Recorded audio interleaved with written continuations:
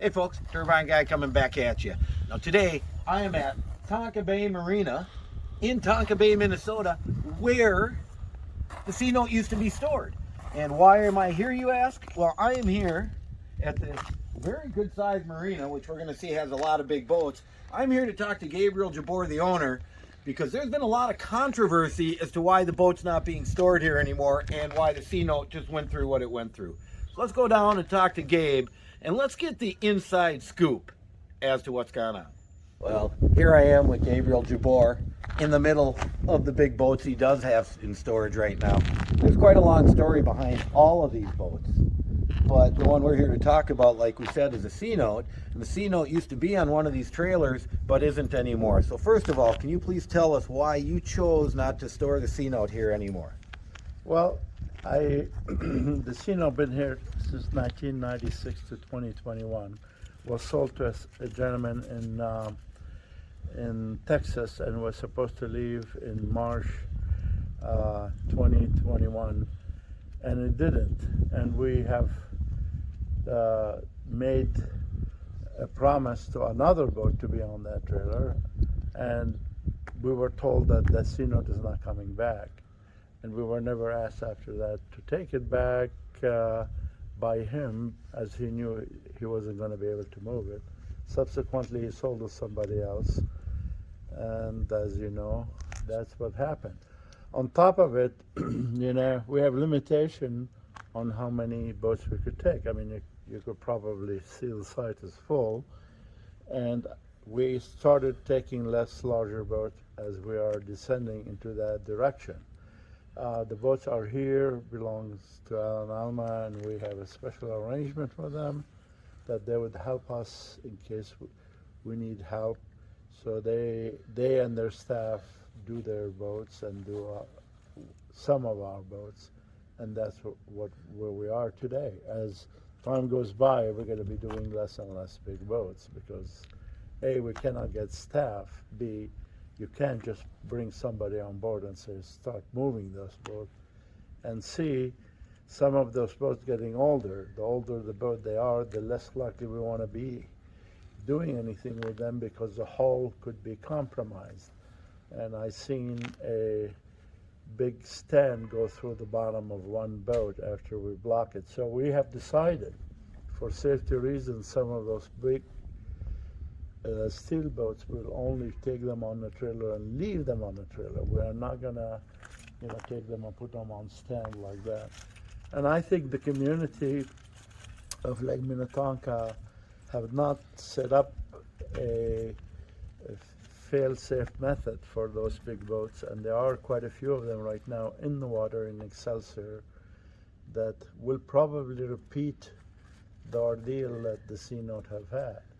We more want to be into the boats that could be handled by people without enormous amount of experience. Those big boats where you're really... So I got a question for you now. Yes, if sir. you were to bring the C note back, because it sounds to me like there's a commitment to another client because you knew the C note was leaving.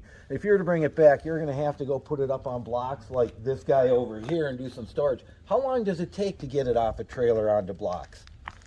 Well, I invested heavily in equipment. So what it takes, we've got several $1 million but the problem is the shape of the bottom of the C note. As you can see, those boats are flat, a lot easier to block them. And the shape of it makes it look quite a bit harder to block. I would say it will take us a day. And in the middle of, they can't even afford to pay us.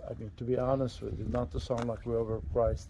If you could do 30 or 40 boats in a few days, or 2 big boats in a few days, we have to charge per hour, and we have to charge, whatever it costs us to operate. And at one point, some of those older boats that you sell for 20, 30 grand cannot afford to spend what all the new boats are coming in. As you can see across the street, we have many, many, many boats. And those boats need places to go. You probably get, when you do their photographs, it'll be easier for you to see. And they are in competition with some of those older, large boats, and they really are dangerous to block.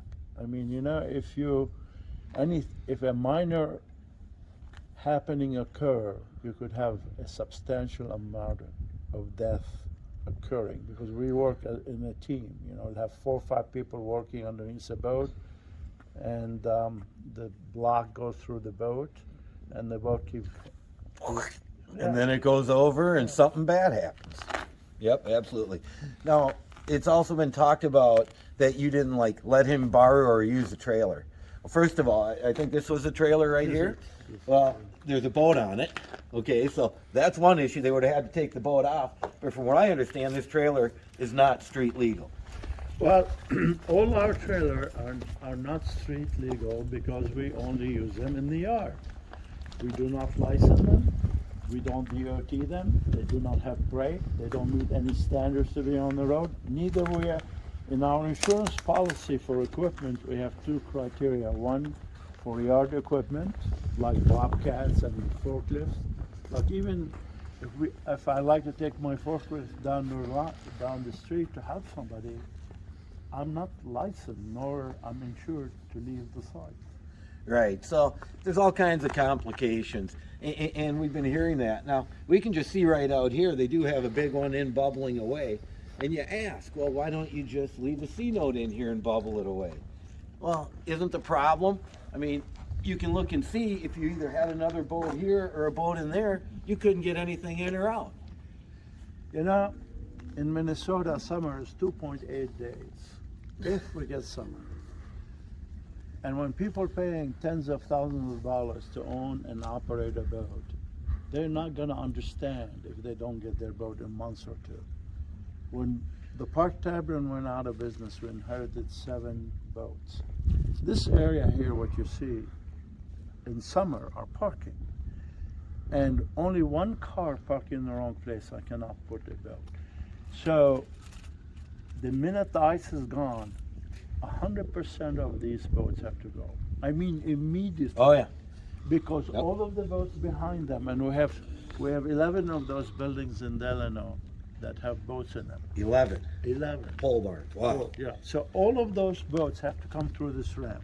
We can't wait that the engine doesn't start or there's a leak in it or what have you. We almost went out of business when the Park Tavern went out of business, and we ended up having 7 of their boats or 5 of their boats. I can't remember. It was quite a few, big number of them. And 1 boat stayed here for so many years.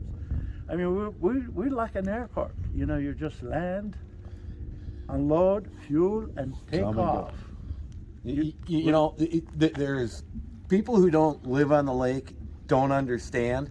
Okay, when you're on the lake, your dock's got to be in as soon as the ice is out, and your boat's got to be there next. And same thing in the fall. You got to have it in until after that Memorial or Labor Day weekend. You know, that's when they all start coming out. But it's a way of life.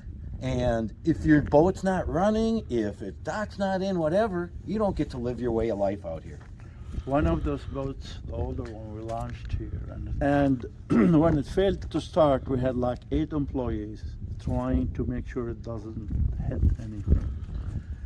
And at the end of the day, it took us an hour. That's 8 hours. That's 1 person day is wasted trying to get this guy out of the harbor. And that's a very simple thing. But 1 engine out of 2 didn't start. And it's not unreasonable that it takes an hour to redo certain parts and make it happen. We can't afford that. I mean, we just basically, some of the older boats have to find out an alternative way.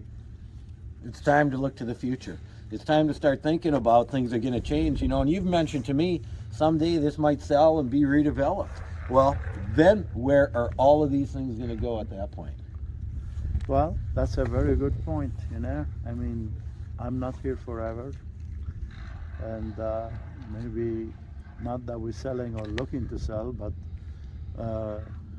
between now and 2025 or 2050 or 2080, this is not going to be a marina. You know, and there's something else you did mention to me too, is that you want to make sure that the people who have the boats here right now don't have to be concerned that their boats are going to be next. They're next on the list, you're going to be downsizing. You've got agreements with people, everything's set up. What happened with the C-Note was kind of a individual situation.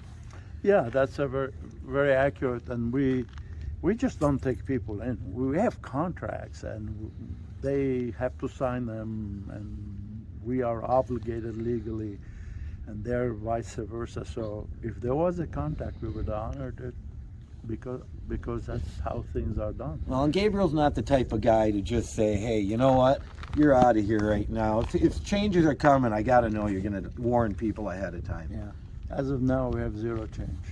There you go, folks. Well, here we are, Tonka Bay Marina, Tonka Bay, Minnesota, talking to Gabriel about the C-Note controversy. We'll see you all next time. Turbine Guy, signing off.